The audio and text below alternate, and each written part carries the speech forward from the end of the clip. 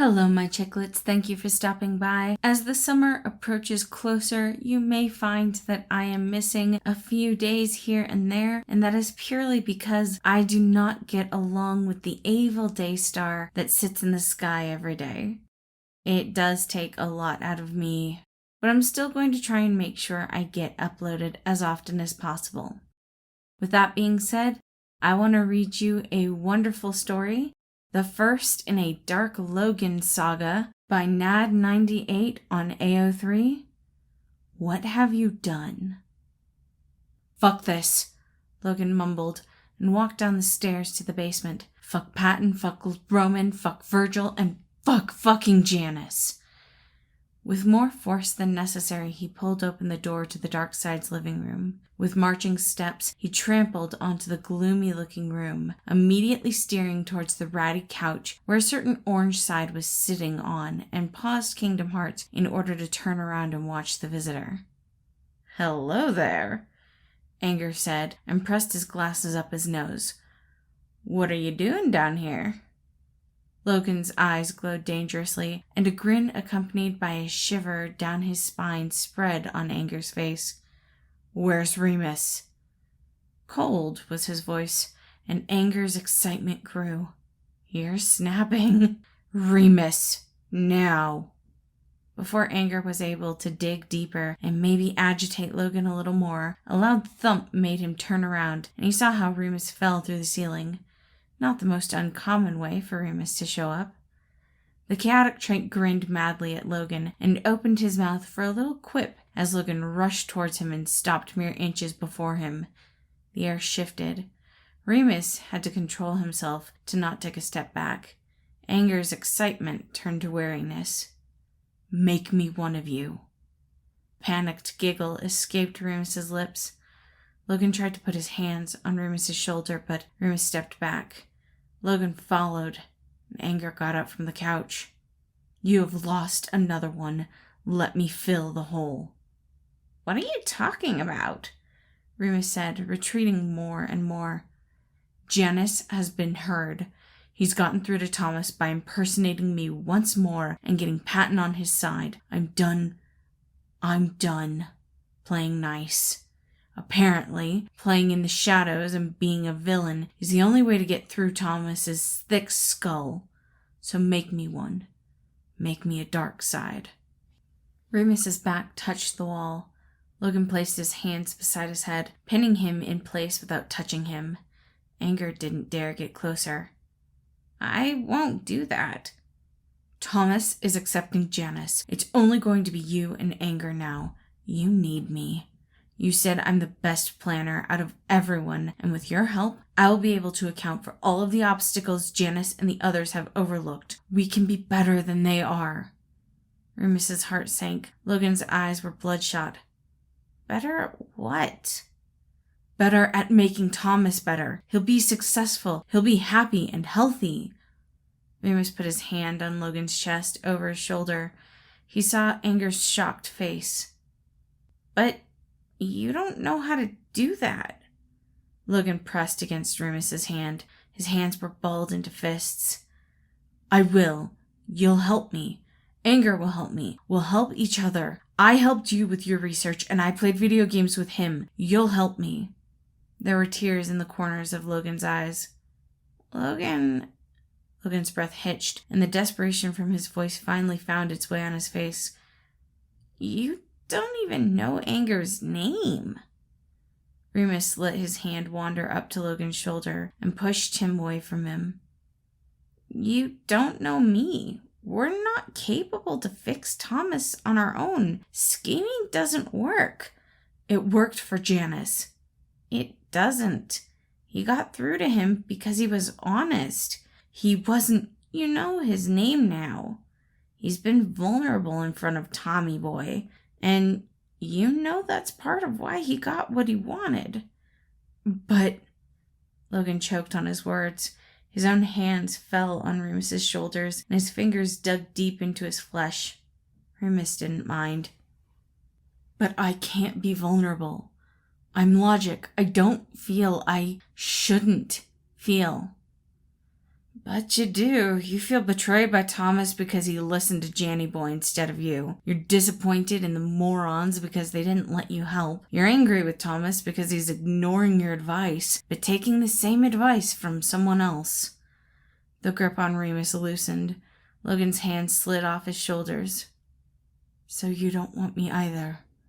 Because I'm defective. What?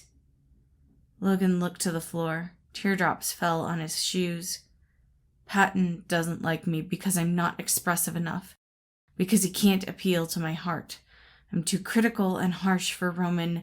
I'm too cold and unrelatable for Virgil. And for you, I'm too emotional. It seems I can't be anything if I want to fit in somewhere. That's not true, Logan.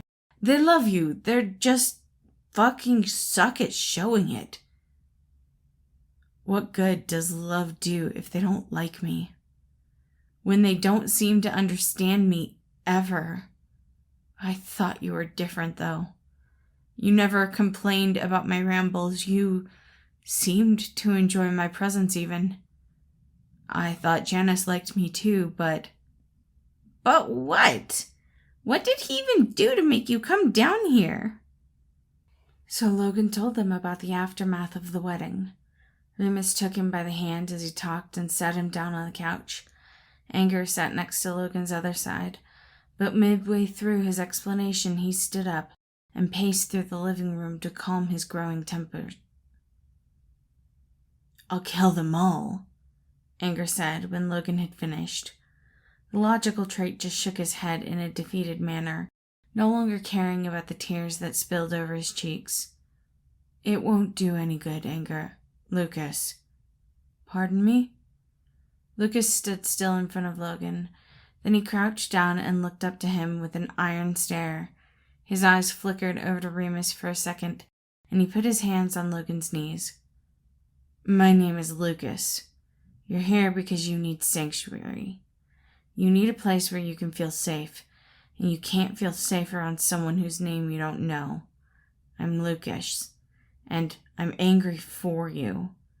I'm angry at the way they treated you, and I know killing them won't fix this shit, but man, does it help me to curse their existence. A watery chuckle escaped Logan's lips, and he cradled his hands around his upper arms, nails digging into his skin.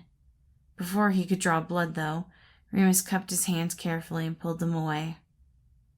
Why are you saying these things when you don't want me here? Remus drew circles over the back of Logan's hand and gently shook his head. This isn't about us not wanting you here. You're welcome in these halls as Versilogists in limbo, but this is not the way we want you to come down here. You're upset, and you shouldn't make a decision in that state. Indigo blue. Logan's eyes glowed. It was hypnotizing. But I thought about it. I know what I'm doing. I want to be here. Please, Remus, please. Let me stay with you. And before Remus could make the connection between Logan's glowing eyes and Lucas's sparkling fingertips, Logan had shot forward and pressed a hot kiss on Remus's lips. Remus melted into the contact, the shock of Logan's actions not yet registering in his mind. And then, suddenly, Logan's movements got slower and heavier. Remus opened his eyes in time to see Logan's form going limp, and he caught him in his arms before the poor thing tumbled off the couch. Protectively, he cradled him against his chest and fretted over him for a second before he furiously stared Lucas down.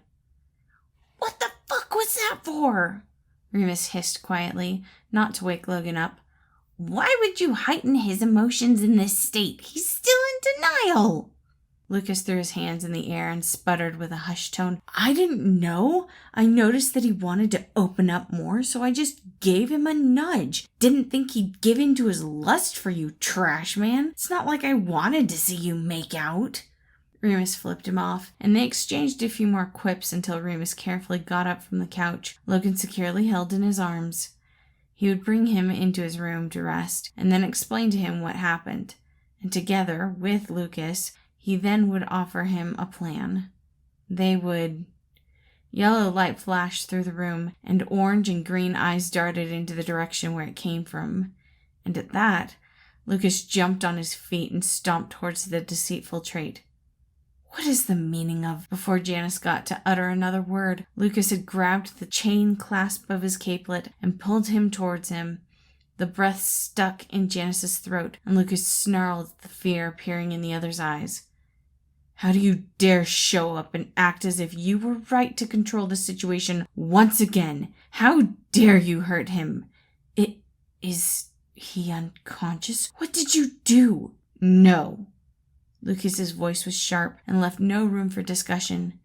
He let Janice down and waved towards Remus. Remus understood and left the room with Logan cradled snugly against his chest. Janice was about to pipe up as Lucas stopped him icily. He came here to ask us to make him a dark side Janice. You overstepped the line. The deceitful trait became pale at once. Lucas didn't care for it. They all overstepped a line, and this will be remedied, and if it's the last thing I do. Lucas glitched at the last words, turned and began to follow Remus out of the room. Yet he stopped on the last line when he heard Janice's clear in his throat. Impatiently, he looked over his shoulder and glared down. You must know that I only did what was necessary to get through to those fools. Logan never was my target in this. Still you hurt him. Still hit him hard. Your intentions won't justify the means this time. Survival. Janice hadn't looked so small in decades. Lucas hadn't felt this dirty in just as long. What will you do? A humorless grin slipped on Lucas's face as he turned away. I'll make them see what they do in their mind and reason. I'll make them see while letting the poor thing rest, and they won't even know it's me. They paid too little attention to him to see the difference anyway. And with that, Lucas disappeared. Like a statue, Janice kept standing in the living room for a long, long time. What had he done? Thank you all for listening. Once again, this is What Have You Done by Nad98. If you would like to read more from this universe and story, make sure to check out the link in the description, and I hope you all have a wonderful day.